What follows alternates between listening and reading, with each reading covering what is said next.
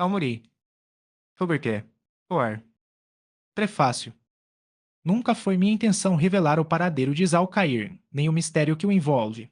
Mudei de ideia por causa do próprio Cair, que mantinha talvez um desejo natural e humano de compartilhar sua história estranha com o mundo que o repudiou e cujos membros agora jamais poderão alcançá-lo. O que ele deseja contar é sua própria história. Uma parte da minha participação nessa narrativa recuso-me a divulgar, não tornarei público o meio pelo qual transportei Zalcair de sua terra natal para um planeta em um sistema solar jamais imaginado até pelos mais ousados teóricos astronômicos. Tampouco revelarei como, posteriormente, consegui estabelecer comunicação com ele e ouvir sua história diretamente de seus lábios, sussurrando de forma fantasmagórica através do cosmos. Deixe-me dizer que não foi algo planejado.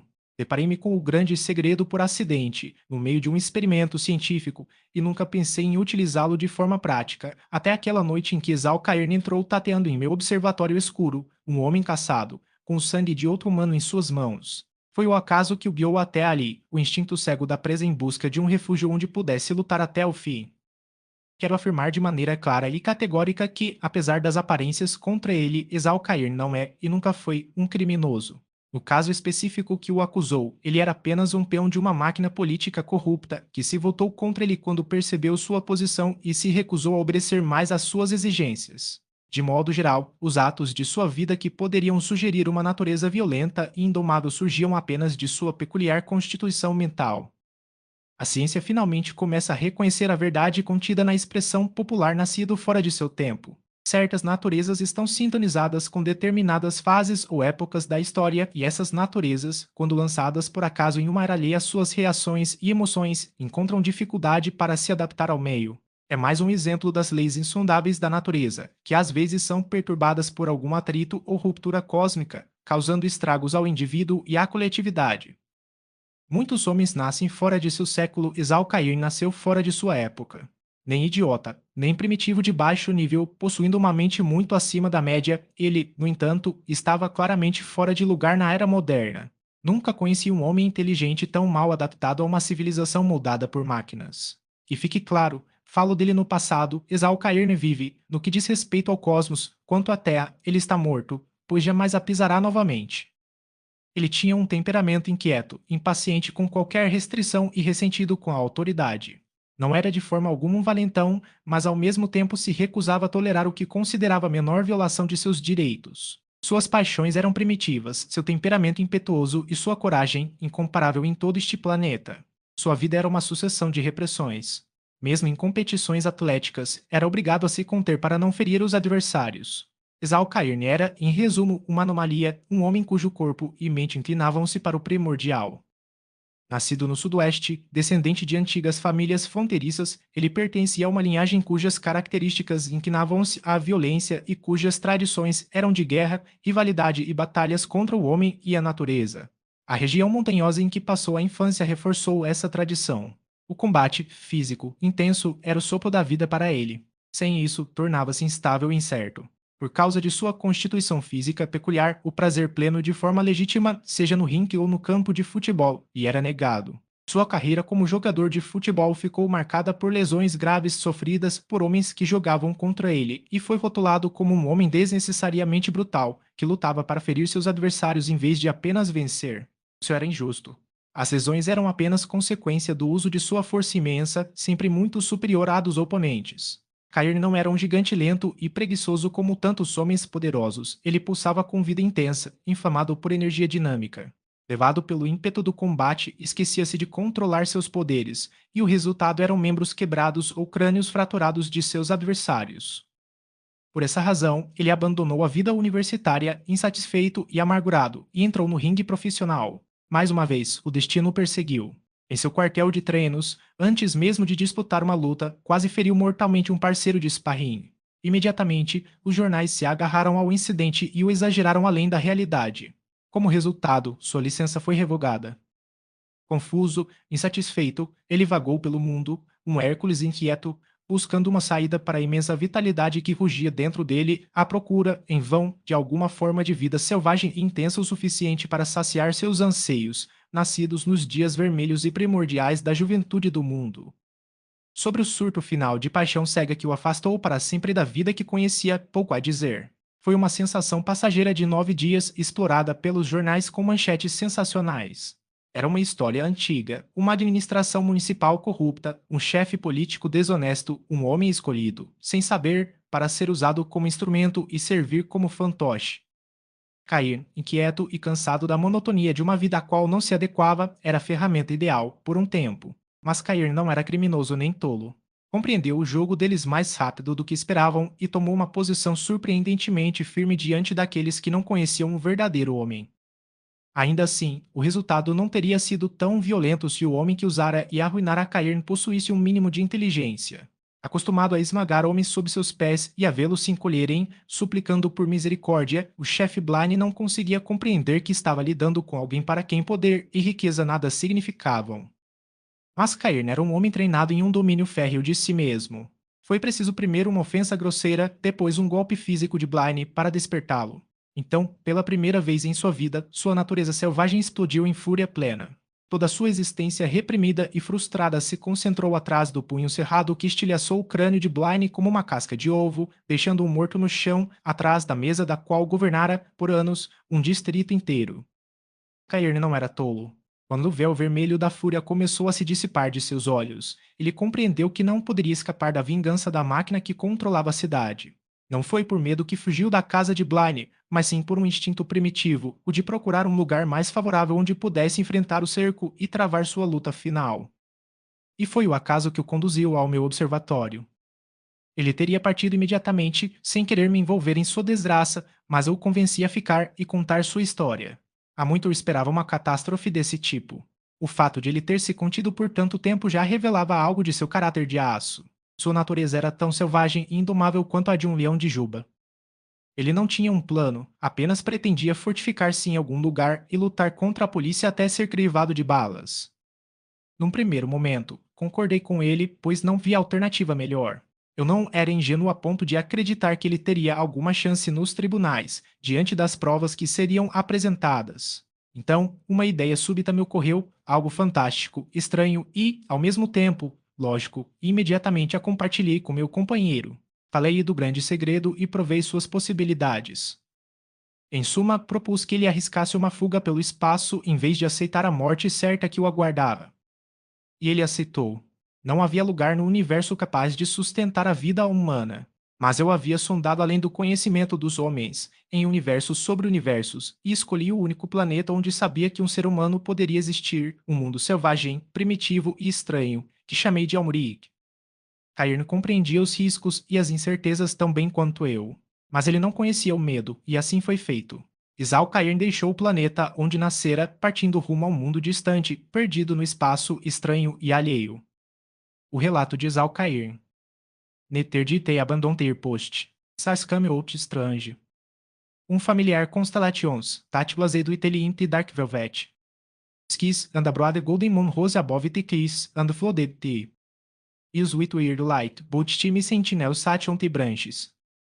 Below me and ledu pat me teira trade and bellunger. There was easy and frost for me don't bar stone where he lie. James become Stefan num. E ad knoted me gir e about me leg for. A tourniquet, teve um ad apparently rupture somis malvins lai. Barbie te wound, because the blood flowed from it in não alarming. Manner. Universe paint amore miserable night. Eli on the frost stone. Lady shaking with cold. Below me the eyes of me un tears burned do pat. To go to the shadow is sonded the roaring and bellowing wolf. No monsters. Os criamos and a pin cut the night. Antere. Eli, naked, wounded, freezing, umbri, terrified, just a zone of me. Remote ancestors might have lain in the paleolithic age of me own. Planet. I can understand your ancestors worshipped the sun. Fen. At last the cold moon sank and the sun of Amurik pushed its golden. In above the distant cliffs, I could have wept for sheer joy. Pero. Mickey snarled and stretched themselves, by do patme. Briefly, and opened away in search of their prey. Zoe guardo. The sun stole through me cramped, num belimes, and the rose stiff up. To bridge the die, just as that forgotten for better of mini my tab. Sud up into town of the air. After a while he descended, and fell upon the nuts clustered in the bushes herb. He was faint from hunger, and decided that he had as soon from poisoning as from starvation. He broke open the tea. Shells and munched meat kernels e agerly, and he cannot recall any. Art meal, also very elaborate, that tasted alphas good. Goel. Effects followed, the nuts very good and nutritious. E was beginning to overcome me surroundings, at least so far as food was concerned. As surmounted on obstacle of life on memory. It is needless for me to narrate the details of the following. Months. He dwelt among the hills in such suffering and peril as no man. On earth as experienced for plus anos of years. E make bold to say. That only a man of extraordinary strength and ruggedness could have. Survived as he did. E did more than survive. E come at last to thrive. On existence. At first he did not live the valley, where he was sure of food and water. He built a sort of nest of branches and leaves on the ledge, and Vlet ter at night. Vlet, the word is misadinho. E crochet ter. Trind to keep from freezing, grim lasting out the night. Ente. That time is at naps, learning to sleep anywhere, or at any time. And solitary that dizzy test unusual noise loud awaking me. Este of the time is por me valley and the is about, and piquet. And at nudes. Nor were me blisporations uneventful. Timean. HNI hasset for piquis or pitris in sometimes be. Children breads. These farmed with beasts and also me. Predatory. It was that fact we shall me to me valley, where at last shada. It was safety. What drove me for that last was this some reason that. As a wise driven for the human race from the first upman down to. The last European colonist to search for food. Me supply of nuts. Become exhausted. Titris were stripped. This was not authoritarian. Me account, although be developed a most ravenous hunger, watch of me. Constant exertions, but others come to at the nuts charge. Perlique creatures, anten stat lokedlique flutuad baboons. Tes animals at nuts, but they were omnivorous, to jude bt. Attention te accorded me. The bears were comparatively as it to. Avoid, they were mountains of flesh and muscle, but they could not. Vim, and their eyes were non at all good. It was the baboons learning. To fair and that. They pursued me on sight, they could both run one. Vim, and they were not balked bt cliff. Only pursued me to me and swarmed do ponto te led with me. At last such was his intention, but man is a wise most dangerous way. Cornerei. E was wary of being unted. As the frotin da piche. Monstrosity ao lead himself up over me lady, manique e drove-me. A juba e a barba eram de um negro azulado muito intenso, e os membros e o corpo da criatura estavam quase cobertos por pelos da mesma cor. Não era, de fato, tão peludo quanto um macaco, mas tinha mais pelo do que qualquer ser humano que eu já vira. Percebi de imediato que o ser, fosse hostil ou não, apresentava-se como uma figura formidável. Ele emanava força, uma potência crua, dura, brutal. Não havia uma onça de carne sobrando nele. Sua estrutura era maciça, com ossos pesados. A pele peluda tremia sobre músculos que pareciam ferro. Contudo, não era só o corpo que denunciava poder perigoso. O olhar, a postura, todo o seu comportamento refletiam uma força física terrível, espaldada por uma mente cruel e implacável. Ao topar com o brilho de seus olhos injetados de sangue, senti subir em mim uma onda de ira correspondente. A atitude do estranho era arrogante e provocadora, além de qualquer descrição. Senti meus músculos se tensionarem e enrijecerem por instinto. Mas, por um instante, meu ressentimento afogou-se no espanto ao ouvi-lo falar um inglês perfeito. Ah, que espécie de homem é você? A voz era áspera, rangente e insultuosa. Não havia nada contido ou moderado nela. Ali estavam os instintos e modos primitivos, à flor da pele, sem emenda. De novo senti a antiga fúria vermelha subir em mim, mas a reprimi. Sou Exalcair, respondi curtamente e parei, sem saber como explicar minha presença em seu planeta. Seus olhos arrogantes percorreram com desprezo meus membros lisos e meu rosto sem pelos, e quando falou foi com um escárnio insuportável. Urtak, você é homem ou mulher? Minha resposta foi o impacto do meu punho cerrado que o lançou rolando sobre o gramado. O ato foi instintivo. Outra vez minha ira primitiva me havia traído. Mas não havia tempo para remorsos. Com um grito de fúria bestial, meu inimigo ergueu-se e investiu contra mim, rugindo e espumando. Enfrentei-o peito a peito, tão imprudente na minha ira quanto ele, e num instante estava lutando pela minha vida. Eu, que sempre fora obrigado a conter e domar minha força para não ferir meus semelhantes, pela primeira vez na vida me vi nas garras de um homem mais forte do que eu. Isso percebi no primeiro instante do choque e foi apenas por esforços desesperados que me desvencilhei de seu abraço esmagador. A luta foi curta e mortal. A única coisa que me salvou foi o fato de meu antagonista não saber nada de boxe. Ele podia e deu golpes poderosos com os punhos cerrados, mas eram desagitados, mal cronometrados e erráticos. 3 vezes me libertei de agarres que teriam terminado com a quebra da minha espinha. Ele não tinha habilidade para esquivar, nenhum homem na Terra poderia ter sobrevivido à violência de pancadas que lhe dei. Ainda assim, ele não cessava de ir ao meu encontro, com as mãos enormes abertas para me derrubar. As unhas eram quase garras, e logo eu sangrava em dezenas de pontos onde elas rasgaram minha pele. Por que não sacou seu punhal eu não conseguia entender, a menos que se considerasse capaz de me esmagar com as mãos nuas, o que se provou verdadeiro. Por fim, meio cego pelos meus golpes, com sangue jorrando de seus ouvidos rompidos e dentes estilhaçados, ele alcançou sua arma e esse movimento venceu a luta para mim. Saindo de meio agarre, ele endireitou a defesa e puxou o punhal. E, enquanto fazia, eu encaixei meu esquerdo em seu ventre com toda a força de meus ombros pesados e as pernas impulsionando por detrás. O ar saiu dele num suspiro explosivo e meu punho afundou até ao pulso em sua barriga. Ele vacilou, a boca escancarando-se, e eu arremetei meu direito contra sua mandíbula caída. O soco veio do meu quadril e levou cada onça do meu peso e da minha força. Ele caiu como um boi abatido e ficou imóvel, sem um espasmo, o sangue espalhando-se por sua barba. Aquele último golpe abrira seu lábio desde o canto da boca até a base do queixo e certamente devia ter fraturado também a mandíbula. Ofegante pela fúria do combate, os músculos latejando do aperto esmagador de meu inimigo, flexionei os dedos feridos e ensanguentados e olhei para baixo, para o corpo inerte diante de mim, perguntando-me se acabara de selar meu destino. Certamente, nada poderia esperar agora senão a hostilidade do povo de Almuric. Bem, pensei, quem rouba um carneiro pode muito bem roubar um boi. Abaixando-me, arranquei de meu adversário sua única veste, o cinto e a arma e passei tudo para mim.